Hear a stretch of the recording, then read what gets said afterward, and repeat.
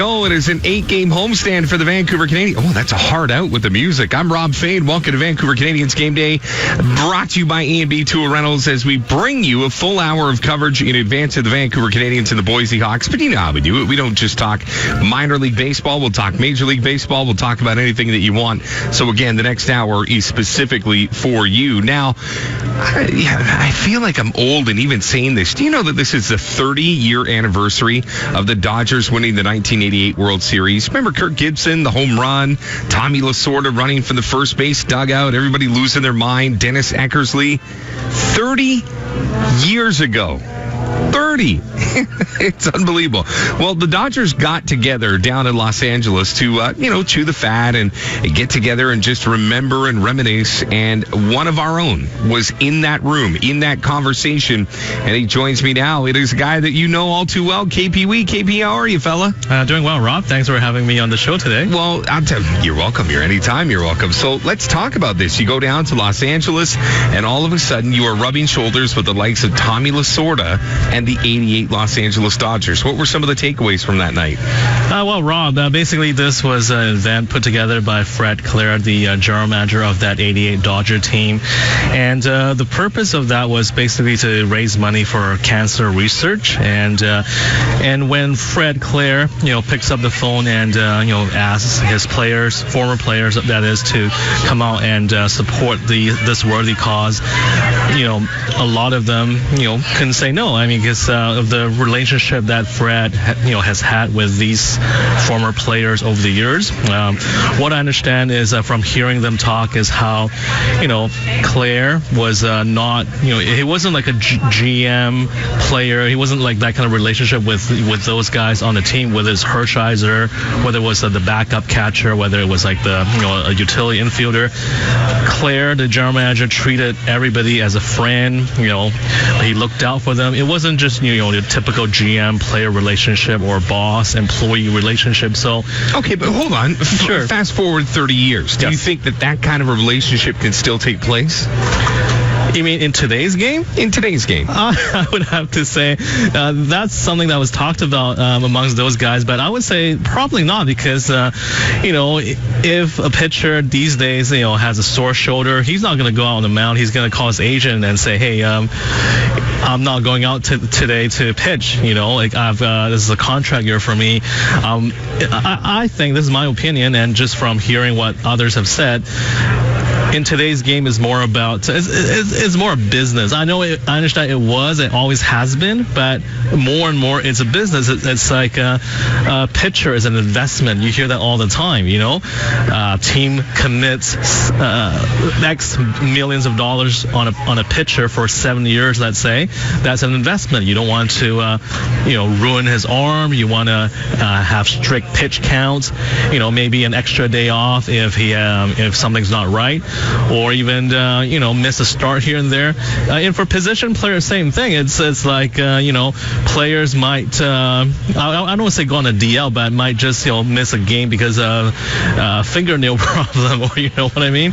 So for me, it feels like it's more like a business, and every player is kind of I guess looking out for himself first and foremost, rather than kind of more of a team concept that you had years ago. Okay, so I look around and I see the 88 Dodgers. I see Hershiser. I see Kirk Gibson. I see, in my mind, I see Tommy Lasorda. But there were so many more players than just the key moments. Like, everybody remembers Orel for what he did that season. Everybody remembers the swing of Kirk Gibson. Then he hobbles around the bases. Tommy Lasorda jetting out of the dugout. He could hardly stand up. He was so excited. But who are some of the other lights on that team that, when you look back after doing the research of your book, which of course, pays tribute to the 88 Dodgers, you say to yourself, boy, that guy laid under the radar but had a major impact on that team? The first person that comes to mind, Rob, is Jay Howell, who was a closer on that 88 Dodger team. And everybody, remembers Kirk Gibson with that home run off Dennis Eckersley in Game 1, or Hershiser's clutch pitching, outstanding pitching down the stretch. But the one player that I think has been overlooked was Howell, the closer, because in the fourth game of that series, Oakland was trailing 2-1. They were down by a run in the seventh inning, 2 outs, tying run on second base. And Tom Lasorda apparently had no confidence in the rest of his bullpen, so he called in the closer to come out and pitch or to get the last out in the seventh inning. Howell got that final in the seventh inning, pitched the eighth inning, pitched the ninth inning, got basically a 7-out save to put the Dodgers ahead 3-1. And which is a pretty big deal. That's because the next night Hershiser was scheduled to pitch. So the Dodgers, the players knew if they win that game, they were probably going to finish it off in Game 5 because Hershiser was lights out and untouchable. But they had to win Game 4 to be able to close it out in the fifth game in Oakland. So take me through this, KP, because I want to know, when I look back at the numbers on Orel Hershiser, they don't wow me. But there was a period of time where Orel Hershiser, some were banging the drum of the Hall of Fame. Yes, I mean, after 88, there were some numbers done by Sports Illustrated where they compared Sandy Koufax's career numbers to those of Orel Hershiser's at the end of that 88 season, and they were very comparable in terms of ERA, in terms of just innings, and not the strikeouts, of course, because Hershiser wasn't really a strikeout pitcher. But the problem with the Dodgers in that era was that they didn't have a good hitting team, because the next year in 89, what happened, Gibson was on the DL or was injured quite a bit of the season. Mike Marshall, their right fielder, was not right. He was hurt, and they did not have a lot of the guys to come in and drive in the big runs. And I believe we can look this up, but Hershiser in 88 closed out the season with 59 consecutive scoreless innings, and in 89, the next year, he had almost the same kind of numbers, but the Dodgers were shut out in many of those starts down the stretch. So you think about it, in 88, he was the one throwing shutouts. The next year, 89, he was getting shut out when he was on the mound. So Orel himself said, "My life will be divided into 2 parts," unquote, before 88 and after 88. Here's a number for you when it comes to Orel Hershiser, who was named the Series MVP of the National League Championship Series. Of Orel Hershiser's final 101 innings in 1988, 96 of those 101 were scoreless. Incredible. And does that include the postseason? Because in the postseason, he was almost the same. And it just goes to show how dominant he was for that one season. I mean, obviously not with the strikeouts, but with just, shutting the opposing team out, 1, 2, 3 innings. And I would say that, getting back to the original question about what happened to his career, the Dodgers after 88 just could not hit. One thing that I found out when talking to actually Jay Howell, when I was doing the research for the book, he actually sat down and thought about this himself, and he thought that after 1988 they kind of got rid of some of the relievers on that bullpen, and also they were missing kind of a leadoff guy who can get on base and steal base and score a run when you need him to. And those 2 elements were missing from that Dodger team after 88, and that's why they were losing a lot of one-run games, losing a lot of close games for the next several seasons. And Orel was still there on that team. And if you look at it, I believe 92 was a good year for Orel, but he had a losing record because they didn't get a lot of run support, didn't get a lot of good defense. They had Jose Offerman at shortstop that year, and I think he made 50 errors or close to that. Jose was a unique talent. KP, joining me just real quickly here before we wrap up, because we got a little bit of show to do. When you go down there and you're in Los Angeles and you're rubbing shoulders with all these different guys, and they look around and they say, "Well, who are you?" Then all of a sudden you show them that you've written the book. Does that all of a sudden change? And now are they your best buds? I wouldn't say they're my best buds, but I do think that they look at you in a different light. I mean, because they probably would look at a person whom they don't know as like, who is this guy? But then they find out that you had the passion, you spent the time to do the research and to actually write a book about that team. I'm sure they appreciate it because it's basically something that they look at it. It's something that brings back good memories, and obviously, having it written, having it, on display at the event on Monday when I was there. I think it just brings out a lot of good memories about how that team, everybody pulled on the same rope, pulled on the same end of the rope, so to speak, and played together as a team. Again, there were a couple of bigger names, but everybody, kind of fit in that year and did their job, made their contributions, and I think that again they appreciate this book that was written, and Lasorda was there, 91 years old, still looking pretty well, and his birthday is next month, and he received an award on Monday. It was great times for everybody who was there for sure. Wonderful. KP, you're welcome back anytime, fella. I appreciate you doing this, and congratulations, man. Thanks, Rob. The book available on Amazon, is it not? That is correct, yes. Fire it up. What's the name of the book? The 1988 Dodgers reliving the championship season. Fantastic. He is KP Wee. You're welcome back anytime, fella. As we say in this industry, your credit is still good. All right, Vancouver Canadians, of course, getting ready for their game tonight against the Boise Hawks. This, if you're a historical guy, is a wonderful series. Vancouver Canadians and Boise Hawks, 2012 Championship Series, 2013 Championship Series. Canadians and Boise looking at this particular 5-game series from a bit of a different perspective. Vancouver Canadians are 2 games up on Spokane. They're in the driver's seat. Boise in the South Division is 4 games back, so they need a little bit of help, and they need to do something against Canadians that they haven't done here in Vancouver very often, and that is take 3 games or more from Vancouver, because I can tell you this, the Canadians right now coming off 2 straight drubbings down at Tri-City where they lost 10-2 and 15-6. You know they're going to want to get home in front of this home crowd and get right. So Boise might be in the wrong place at the wrong time if Vancouver Canadians can get back to their winning ways. All right, we'll talk a lot more about that. Don't forget, make sure you get that book, The 1988 Dodgers, KP Wee. That's KP Wee, and get it at Amazon.com. It is a fantastic read and gives you a lot of stuff behind the scenes. I was actually amazed at how much KP was able to go beyond just the story and bring things that I don't even know if they'd have ever come to light. So, again, go out and do yourself that solid if you're into baseball books. All right, let's move forward. Toronto Blue Jays. We have talked at length about the Toronto Blue Jays and what they've done right this year, what they've done wrong this year.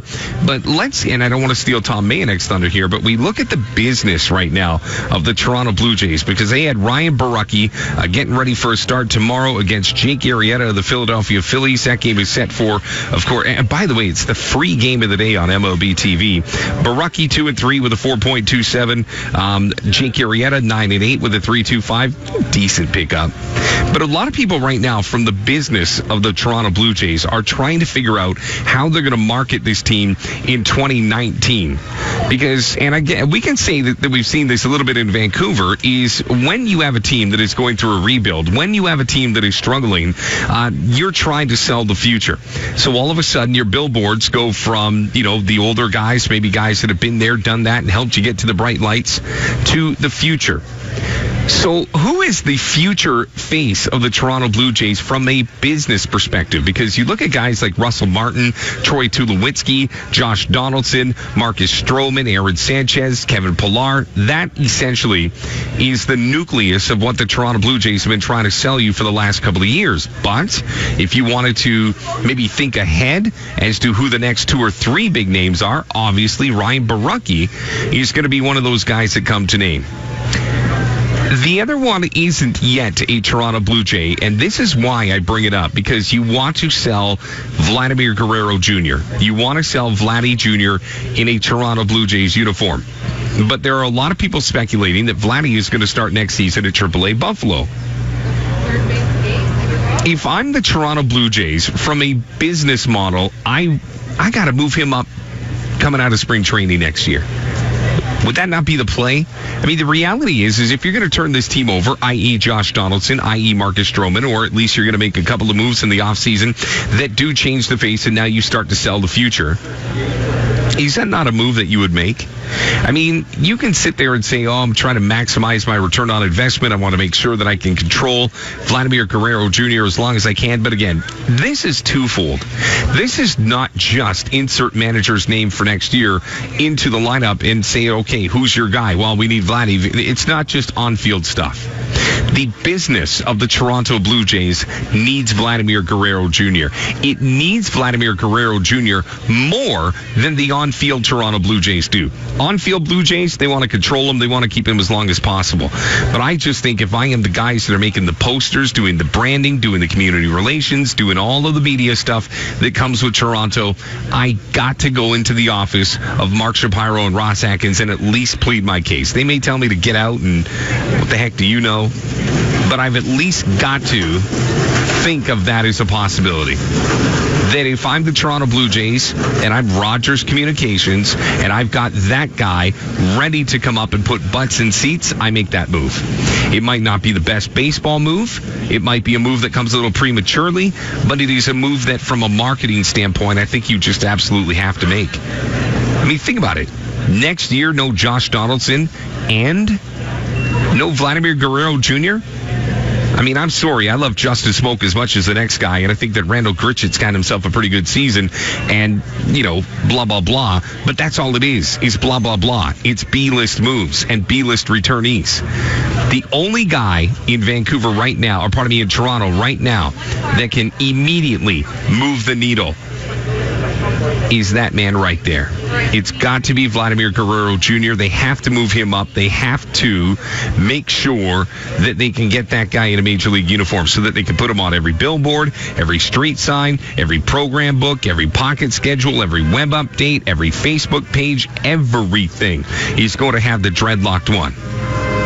So what do you think? You can hit me up on Twitter. Hit me up at Rob Fai Nation, ROBF as in Frank AI Nation, and let's talk about it. Do you think that the Blue Jays need to bring him up as much from a business perspective as you do from an on-field perspective? Again, I understand completely the on-field stuff and how you would want to protect him and keep him for a year or 2 years or 5 or whatever it ends up being.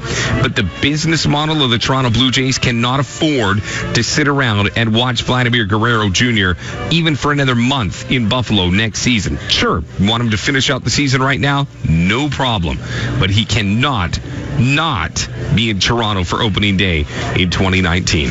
We'll take our break here. When we come back, Niall O'Donoghue is going to join us on the other side of the break. We will break down everything Vancouver Canadians and Toronto Blue Jays. We'll get into all of the Major League effort. You're listening to the A&B Tool Rental pregame show on TSN 1040. The next Vancouver Canadians Throwback Jersey Night at the Nat, presented by Fortis BC, is Monday, August 27th, and you could win one of the Blue Jays throwbacks they'll play in. Stop by the Fortis BC booth that night to enter and to learn how you can save energy and get rebates on high-efficiency natural gas appliances. Or enter online now at fortisbc.com/win-a-jersey. Save energy and score a C's throwback jersey from Fortis BC. See you at the game or go to fortisbc.com/win-a-jersey. Our way from starting off with the Boise Hawks, the first of 8 games in 9 days for the Vancouver Canadians. Dean Ackers is here. It's the A-listers night here at the ballpark. All the big guys. Dean looks like he's trimmed down, by the way. He's looking svelte. It's a lot of time he's sucking it in. He's going to go around the corner and it'll all look different, I promise you. All right, Niall O'Donoghue, kind enough to join me. Niall, welcome back. Thank you very much. Good to be back. I don't know. It always seems on these road trips that they always seem to be pretty long. I know for you it was especially long last night. Yeah. Dude, I don't know if I've ever been a part of that. I've been a part of a 19-inning game, yep. Canadians in Hillsborough. But last night's game between the two teams featured 21 walks, yep. 2 hit batters, an intentional walk, 9 pitching changes. I think it was 15 or 16 hits, and the Canadians lost 16-5. And another stat that jumped out at me on the box score, Boise was 5 for 22 with runners in scoring position. Imagine they did better with runners in scoring position. English, might be talking 20, 30 runs maybe. Yeah, and it felt like it could have been. But the Vancouver Canadians somehow found a way to get on the bus, come home. They're licking their wounds, but Niall, I look at where they're at right now with 11 games to go. 8 of them are going to be here in Vancouver. They've got a Boise Hawk team that could be eliminated within the next 2 or 3 days. Is this the perfect storm for Vancouver to somehow regain their mojo? Well, this is definitely, they got to make hay here, no question about it. And I think maybe Vancouver would do well to remember that it was really Boise for the most part that knocked them out of contention in the first half. You look at a couple of games that could have gone the Canadians' way, except for a couple of bullpen meltdowns. So I think right now, if you're Vancouver, you should be remembering that and try and maybe use, and of course, use home field advantage here to your advantage and at least come away with a series victory. And, it's definitely, it's getting down to business time here for the Canadians. The brass tacks, yes. And I mean, there's an elimination number now coming into play here. It's 10 now for the Canadians. Taking a look at the Northwest League standings, I kind of really notice that. I think once it gets down to single digits, that's when you really start to pay attention to it. I think now we're at the point where, maybe now we start to, try and count down the days, try to win as many as you can if you're Vancouver and bring that number down. I would like to see them do it, and I would like to see them do it here this 8-game homestand. I don't even want to have to go down to Spokane. By the way, Mike Sarai is here. Mike's always such a cool customer, When you're the president of BC Minor Baseball, you walk to your own beat. Then you got Mike Kelly, his henchman. He's just walking around making sure that nobody gets access to the president.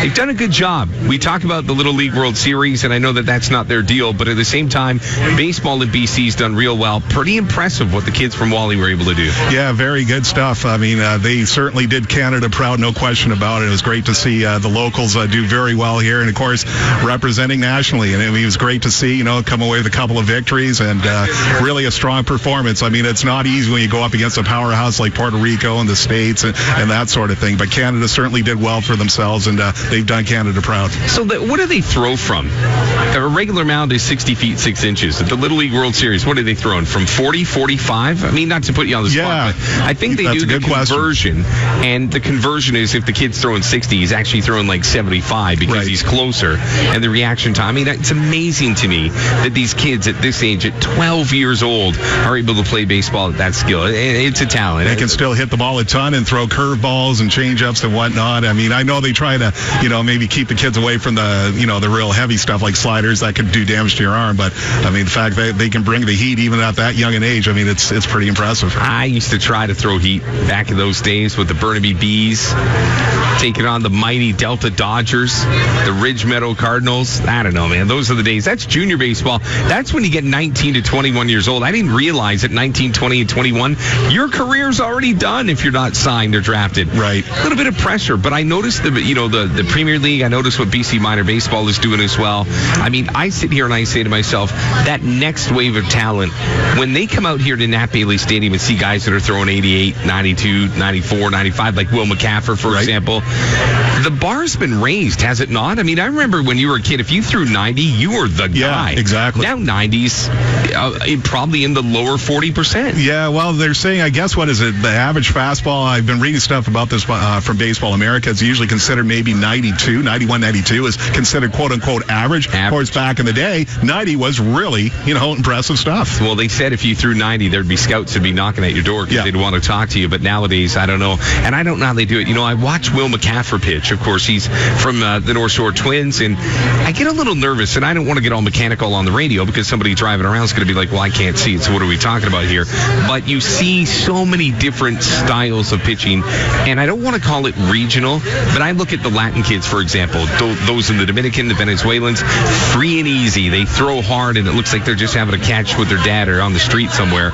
Then you look at a guy like Will McCaffer, North Vancouver, ultra technical, a lot of elbow, a lot of whip, and I think to myself, where do you find a guy, a pitching coach like Jim Sankowski, that is able to talk to 18 different pitchers from 6 different countries and get them to all work together and produce wins? It's got to be impossible. Well, it's amazing the job that Jim Sankowski does. Usually, and I've talked to a few of the pitchers about this. Will McCaffer, actually, I did speak to him a little bit about this. They usually kind of let you, maybe do your own thing first couple of weeks. He'll kind of sit back. Jim Sankowski sits back and sees, how they operate, and then after a while, then he'll start making suggestions, maybe having more input as the season goes on. So, but with McCaffrey, I mean, he's had a really impressive curveball at times. He's gotten a number of strikeouts with that. When it's on, it's on. And and he can dial it up mid-90s, so certainly the potential is there. I know he didn't have the greatest stats in the world with Tulane, but, obviously the Blue Jays saw something in him, and you know what? He's had his ups and downs, but I think for the most part, he's had more ups than downs. Yeah. And he's been a nice part to this Vancouver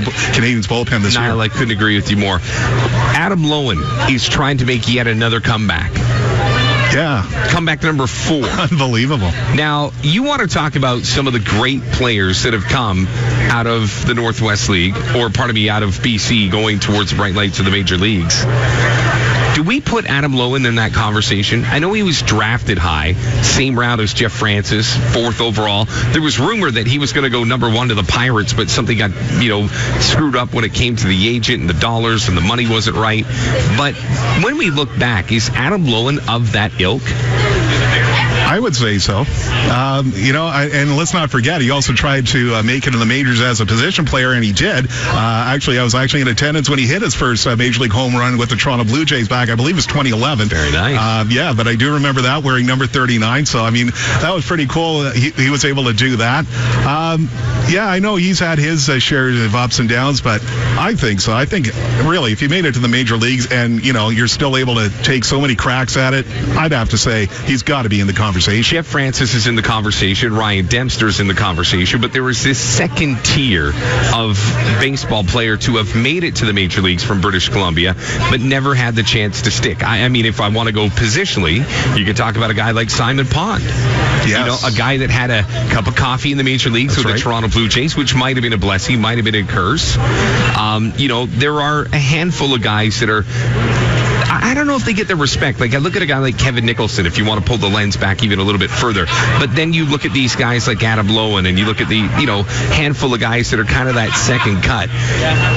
Where will history remember them in this province? Will they be guys that go into the BC Sports Hall of Fame, or are they just guys that are going to end up working down in the bullpen, teaching the next generation to pitch? That's a good question, and certainly that's something you definitely have to take a deeper study into for sure. But, I think the fact that they're in the conversation, I think that says a lot for them, and you never know. I think it's quite possible they could very well find induction into the BC Sports Hall of Fame one day. But it's we're talking Mayette. Yes. So here's a rotation. Okay. If you were to ask me for my 4-man rotation, my all-time BC rotation, I'm going to go Rich Harden 1. Yes. Okay. I am going to go Ryan Dempster 2. I really want to go Jeff Francis too, but I think that Ryan Dempster maybe has a little more fuller body of work. And don't worry, I know that Jeff Francis went to the World Series. Yep. But if I had a 4, who am I missing? Who's the 4th? I mean, when I think of BC talents, Mike Kelly, who would you go? I got the 3 that I know. Right. Harden, Francis. Is it Aaron Mayette? Is it Adam Loewen? Reason I bring this up is we bang the drum about how great BC's be with all these guys that have gone into the major leagues. Could you make a starting lineup with players solely from BC? Forget Ontario, forget the rest of Canada.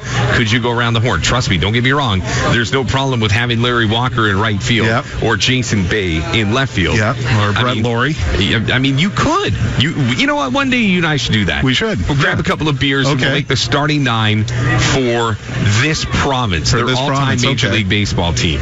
Yeah, that'd be a pretty cool. I think it would. Pretty cool exercise. Speaking of BC players, actually, we had the mom of Braden Boucher drop by. Yeah, she was here a minute ago. Yeah, she said hello, and we certainly enjoyed interacting with Braden last year. He was actually one of the very first interviews I did for my lone venture outside the park, and and you've certainly dealt with him on a number of occasions. But yeah, just lots of great insights, and really enjoyed talking talking to him last year about the Northwest League Championship, and I still maintain to this day, I thought he had good enough stuff. I thought he could have closed out the entire game because he came into the seventh inning. His curveball, the Uncle Charlie, was working big time that night, and I remember he picked up. Is that what it's called? A curveball? Yeah, Uncle Charlie. Yeah, you haven't heard that one? Yeah, I've never heard that one. The Big Yacker. That's I know. I think I first heard that from Dave Niehaus, the Big Yacker. But yeah, he definitely had the curveball working, and I thought he could have closed. I thought he could have gone all three innings. But as it turned out, it was Orlando Pascal, who's still here, by the way. Yes, welcome back. Yeah, getting first two outs, and then William Ouellette closing things out for the final out, the ninth. And but I thought he just had great insights, just kind of taking us through the championship series, and it was a lot of fun. I really enjoyed talking with him. I just like that the families still come to the ballpark, even though their sons have moved on to brighter lights. It's still very cool that they still want to be associated with this organization, even if it's just as a person buying a ticket and coming to check out this game. All right, what do you got coming up? Final segment. Well, there's actually quite a few finals today in Major League Baseball. Toronto and Seattle have the day off, but the 2019 schedule is now out for the Major League, so we can kind of touch upon that, and then we'll take a look in the minor leagues. Some finals in already. Buffalo playing already, and Vladimir Guerrero Jr. still doing pretty well. We'll tell you how he did after the break. Very quickly before we break, Montreal or Mexico? If Major League Baseball had to move one franchise to one of those two markets, where do you think they go? I think the heart says Montreal. Yeah, I would say Montreal. I went with Mexico. Really? Okay. Last night. We'll talk about this tomorrow because you and I are going to be doing this a lot over the next couple of days. Okay. But I will explain to you why. And again, Major League Baseball announcing they're going into Mexico for a handful of games in 2019. So when you bring up the schedule, I don't know where you're going to go with it. But I said that there is a reason for that, and it is not pandering to those in Mexico. It's to get a demographic that everybody from the world of advertising has been trying to get into for years. We'll take a break here. When we come back, Nat O'Donoghue's got you the rest of the way, and we will have the first pitch for you. 7:05, Canadians Boise. You're listening to TSN 1040. The countdown to the opening pitch continues. Here comes run number 2, and boy, oh boy! This is the A&B Tool Rentals pregame show on TSN 1040. Here's Rob Fai. Thank you very much. It is Vancouver Canadians baseball, the A&B Tool Rentals pregame show right here on TSN 1040. Tonight, it's the opening game of 5-game set between the Vancouver Canadians and the Boise Hawks. The Canadians with a record of 16-11 so far in the second half, and Boise right now with a mark of 9-18. Jose Espada gets the ball for Vancouver tonight. First pitch set for 7:05, and Justin Valdespino will get the call for Boise. Espada 3-5, 4.38 ERA on the year, and Valdespina with a record of 2-2, 2.40 ERA. Checking out the rest of the Northwest League scoreboard, this game just underway in Spokane, and this is a team that the Canadians need to hold off to get into the playoffs again for another year. At Spokane and Salem Kaiser right now, they are scoreless. That game just underway in the top of the first. Getting underway at the same time we are tonight, it's the Eugene Emeralds hosting Tri-City after Tri-City laid a bit of a beatdown, you could say, on the Canadians, taking 2 out of 3. And Everett tonight is on the road there in Hillsborough for a 7:15 first pitch. Last night, Everett getting by Spokane by a score of 2-1, so that did the Canadians a huge favor there, keeping Vancouver 2 games up on Spokane for top spot in the Northwest League North. It was Hillsborough all over Eugene by a score of 10-1, and Salem Kaiser knocking off Boise by a score of 5-3. Again, Vancouver up 2 games on Spokane and 3.5 ahead of both Everett and Tri-City. In Hillsborough, that race looks to be all but over at this point. Hillsborough with a 6-game lead on Salem Kaiser, and Hillsborough already won the first half, and looks like it's going to be a clean sweep for them. Again, a 6-game lead up on Salem Kaiser. They're 7 ahead of Eugene and 10 ahead of Boise. Vancouver's magic number right now is down to 10, and Hillsborough's magic number is down to 6. Taking a look now at the Major League scoreboard, Toronto Blue Jays and the Seattle Mariners both have the night off. The Jays will be at home against Philadelphia tomorrow. Ryan Borucki, the former Vancouver Canadian who was here in 2014 and 2015, he'll get the start for the Blue Jays, 2-3, 4.27 ERA, and he'll go up against Jake Arrieta. Jays finishing off a 3-game sweep against Baltimore with a 6-0 win yesterday afternoon. Thomas Pannone, absolutely outstanding. Had a no-hitter going until the 7th and finished with 7 shutout innings of 1 hit ball. Kendry Morales Kendrys Morales, I should say. He used to be known as Kendry back in the day, but Kendrys Morales and Devin Travis with the home runs in that one to help out Toronto. Some good news on the pitching front for Toronto. It looks like Aaron Sanchez will get the start Saturday as the Jays play their weekend series against the Philadelphia Phillies. It'll be his first game back since June 21st in Anaheim. He's been out all this time with a finger contusion, which he hurt in a suitcase mishap. So Aaron Sanchez expects to be back on the hill on Saturday afternoon for Toronto. As we mentioned, the 2019 Major League schedule is out, and that's a pretty early release for them. Usually they tend to release it around mid-September, but this time around they decided to jump the gun this time, and it was revealed that the Jays will be opening their season at home against Detroit, and opening day is set for Thursday, March 28th. They'll be at home on Canada Day as usual, Monday, July 1st, as they'll take on Kansas City. And for those who are interested in seeing the Blue Jays in Seattle, that series is going to be happening on a weekend, and it is set for August 23rd to the 25th. And the Blue Jays will be ending the year at home September 27th to the 29th against Tampa Bay. As far as Seattle goes, they're going to be in Arizona for a weekend set. Erasmo Ramirez will get the ball tomorrow night. Ramirez looking for his first win of the year. He is 0-2 with a 5.49 ERA, and he'll be pitching against Zach Godley.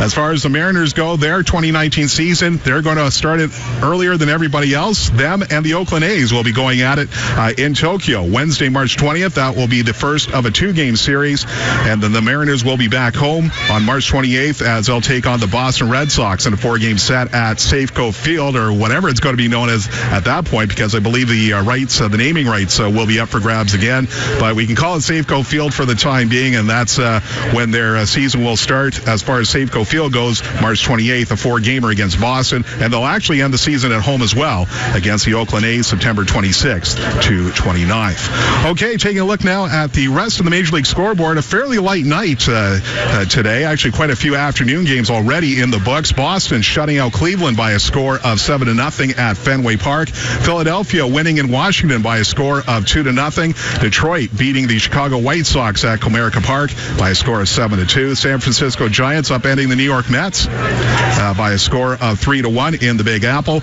And it was Colorado holding off San Diego by a score of 4-3. These other games are still going. Atlanta with a 5-0 advantage on Miami in Miami. That game now in the top of the 8th inning. And in the bottom of the 8th, Kansas City and Tampa Bay are tied at 3. At Wrigley Field in Chicago, in the bottom of the 6th, the Chicago Cubs with a 4-1 lead on Cincinnati. And in the top of the 5th, it is Minnesota leading Oakland by a score of 5-2. So that helps out the Mariners right there. Right now, Seattle trying to make headway and get back into the playoff race. They are 4 games back of Oakland for the second wildcard spot, and they're 5.5 games back of Houston after losing 2 out of 3 to the Astros, suffering a tough 10-7 loss, down 9-1 at one point, and got as close as 9-7, but couldn't make it all the way back. So some good news anyway for the Mariners so far. Oakland losing to Minnesota 5-2 in the top of the 5th. Let's take a look at what's happening on the farm as far as the Toronto Blue Jays are concerned. One final in, and it was a day game in Buffalo today, and Buffalo losing by a score of 7-3. Jacob Waguespack got the start. He was the one who was picked up for Aaron Loop in the deal from Philadelphia. Waguespack taking the loss. He is 5-7 on the year. He pitched 5 innings, giving up 4 runs on 7 hits, and walking 1, striking out 2, and got 7 ground ball outs. Luis Santos gave up 3 more runs in his inning of work. Murphy Smith, the 2009 Vancouver Canadian, as well as Danny Barnes and Preston Gilmet, all finishing up with a scoreless inning apiece. It was Buffalo actually taking the lead in this one in the top of the 1st, as Lourdes Gurriel had an RBI single, and then in the 8th inning, Gurriel driving in another run by taking ball 4, so a bases loaded walk for him. And Alberto Mineo, his first game up from Dunedin, so getting a cup of coffee at the AAA level, he got the RBI single to drive in Buffalo's final run. Vladimir Guerrero Jr. going 2 for 5, and Lourdes Gurriel Jr. going 2 for 4, and Michael De La Cruz, he had a hit and a walk, and Roman Fields going 1 for 4. And one other note for Scranton Wilkes-Barre, you may remember Ryan McBroom, who was here with the Vancouver Canadians back in 2014, the slick fielding first baseman, and also a slugger of renown in his own right here at the Nat. He went 2 for 5 today, had a double, and is batting .307 so far with Scranton Wilkes-Barre. So who knows if things go right, maybe Ryan McBroom might get himself a cup of coffee when the rosters expand in September. Going on to New Hampshire now at the AA level. It is Portland all over New Hampshire by a score of 6-0. That game is now in the top of the 9th inning. John Harris getting the start for New Hampshire in this one. Didn't go so well, giving up 4 runs on 8 hits. He didn't walk anybody. Struck out 6 in 5 innings. And that's been it so far. So nothing doing except for Bo Bichette getting a couple of hits for the Fisher Cats. But it looks like right now, unless they come up with an incredible comeback, they are going to go down, as again they are trailing 6-0 in the top of the 9th.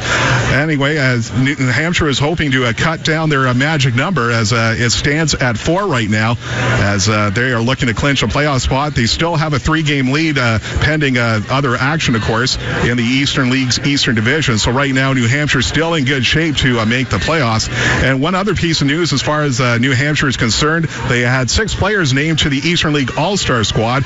Jonathan Davis and Kevin Biggio, former Vancouver Canadians, as well as Vladimir Guerrero Jr., Bo Bichette, Jordan Romano, and Harold Ramirez, also earning All-Star honors. So congratulations to those 6, as they have had tremendous seasons helping New Hampshire get out to a 71-55 record here this season. Now taking a look as far as what Clearwater and Dunedin are doing, and right now it is Dunedin leading Clearwater by a score of 3-0. That game now in the top of the 7th inning, as Rodrigo Orozco got things started for Dunedin, hitting a 2-run home run in the top of the 1st. Actually, the game now in the top of the 8th, I should say. Riley Adams also getting an RBI single in that one. So Dunedin trying to hold off Clearwater right now. Patrick Murphy pitching 5 shutout innings, only giving up 3 hits and 2 walks. He struck out 5 and got 5 ground ball outs. William Ouellette pitching a couple of shutout innings as well. Nothing across for him, and he did strike out 1 batter. And Claudio Custodio coming on in relief right now. So Dunedin right now with a 3-0 lead over Clearwater in the top of the 8th inning. Top of the 7th in Bowling Green tonight, the Lansing Lugnuts are trailing the Bowling Green Hot Rods by a score of 4-3. As Donnie Sellers getting the start. He was a 2017 Vancouver Canadian. He got the start in this one for Lansing. He gave up 2 runs, only 1 earned over 4 innings, allowing 5 hits, no walks, and striking out 4. Matt Gunter then coming on in relief. The scoring for Lansing in this one so far, Ryan Noda doubling, and then he scored on a throwing error. And then in the top of the 4th, Ryan Gold hitting his 2nd home run of the season, and then Ryan Noda belting his 18th dinger, and that one coming in the top of the 5th. But right now, Bowling Green leading Lansing by a score of 4-3 in the top of the 7th. Another 1-run game involving Danville and Bluefield, and Bluefield has actually clinched a playoff berth. They did that this week, so congratulations to Bluefield as they are going to the postseason, but right now are trailing Danville by a score of 4-3 in the bottom of the 8th. Alejandro Kirk with an RBI single in the 1st, and Jordan Groshans, the Blue Jays' first-round pick of 2018, with a sacrifice fly also in the 1st, and Kirk then homering in the 6th, and that was his 9th home run of the year. But right now, Bluefield trailing Danville 4-3 in the bottom of the 8th. And earlier today, the Gulf Coast League Blue Jays losing by a score of 4-1 to the Gulf Coast League Pirates, and it was a Dominican Summer League Blue Jays losing in 11 innings by a score of 7-6 to the Dominican Summer League Orioles. So that's the minor league wrap-up for you as we get ready for tonight's game between the Vancouver Canadians and the Boise Hawks, the first of a 5-game series, as the first pitch is set for 7:05. You are listening to the A&B Tool Rentals pregame show. This is Vancouver Canadians baseball right here on TSN 1040.